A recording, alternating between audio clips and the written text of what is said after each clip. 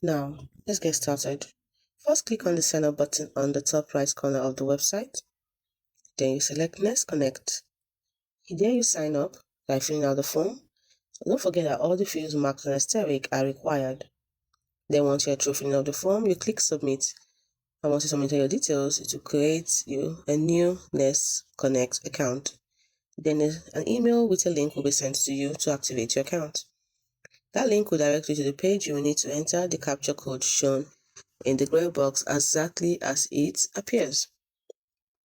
You can then log into your account with the username and password that you created earlier. Read through and accept the terms and conditions. Then enter your business information. Try to keep your organization name as short and simple as possible, as your clients will need to use it to give you access to their account. Check your details and click Confirm.